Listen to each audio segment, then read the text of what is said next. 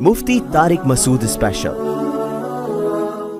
مجید میں اللہ تعالیٰ نے رمضان میں زوجہ کے قریب جانے سے صحابہ کو منع کیا تھا۔ بڑا دلچسپ واقعہ ہے، رمضان کی راتوں میں بھی زوجہ کے قریب جانے سے منع کیا تھا۔ ایک صحابی تھے، وہ رات میں کہیں چلے گئے، اب بڑے پریشان ہوئے، رسول اللہ صلی اللہ علیہ وسلم کے پاس آئے، عرض کیا یا رسول اللہ مجھ سے غلطی ہوئی، رمضان کی رات میں میں نے اپنی زوجہ کے قریب چلا۔ آپ نے فرمایا کیوں؟ وہ بڑا دلچسپ واقعہ ہے، بظاہر تھوڑا حیا کے خلاف بھی ہے لیکن اتنا بھی نہیں ہے۔ وہ کہہ رہے میری زوجہ کہیں پانی بھرنے کے لیے جا رہی تھی، ان کی پنڈلی کھلی تو میری نظر بیوی کی پنڈلی پر پڑی اور میں بس پاگل ہو گیا بیوی کے عشق میں۔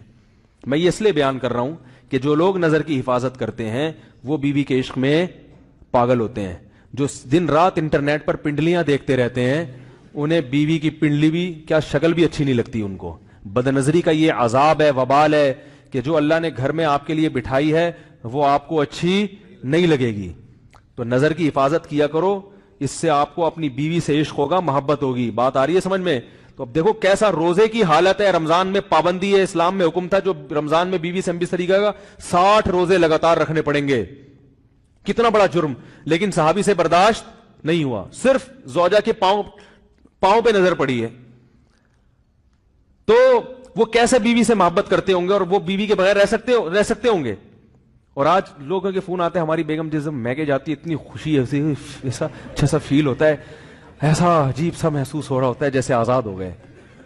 تو میں کہتا ہوں ظاہر ہے اب تمہیں موقع مل گیا کنڈی لگانے کا، ٹھیک ہے نا، اور آنکھ مٹکے کرنے کا، تو خوش تو ہوگے۔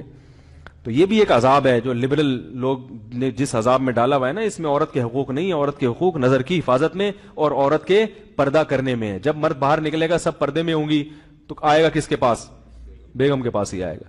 تو اتنے منہ کالا کرنے کے راستے کھول دیے ہیں تو ظاہر ہے پھر کامیاب ازدواجی زندگی نہیں ہوتی۔ تو نبی کے پاس آئے، عرض کیا یا رسول اللہ میں برداشت نہیں کر پایا، تو آپ مسکرا دیے۔ تو وہ نبی کے پاس گئے، یا رسول اللہ ایسے ہوا، مجھ سے غلطی ہو گئی۔ تو آپ نے فرمایا کیوں؟ فرمایا ایسا ہو گیا تھا۔ تو آپ صلی اللہ علیہ وسلم نے فرمایا 60 روزے رکھو لگاتار۔ انہوں نے فرمایا ایک کی طاقت نہیں ہے، اس میں یہ ہو گیا 60 بھائی کیسے رکھوں گا، نہیں ہے طاقت 60۔ آپ نے فرمایا ٹھیک ہے پھر 60 غریبوں کو 2 ٹائم کا کھانا کھلاؤ۔ فرمایا اس کی بھی طاقت بولو بھائی نہیں۔ اتنے میں ایک صحابی لائے کوئی چیز صدقہ کرنے کے لیے، تو آپ نے فرمایا چلو اصل حکم تو یہی ہے کہ 60 روزے یا پھر 60 غریبوں کو کھانا، وہ نہیں تو چلو فی الحال ان کو تنبیہ کے لیے کچھ ان کے سے صدقہ کروا لیتا ہوں۔ فرمایا چلو یہ فلاں خیرات کی ایک چیز لے کر آئے ہیں، تم یہ لے کے غریبوں میں بانٹ دو۔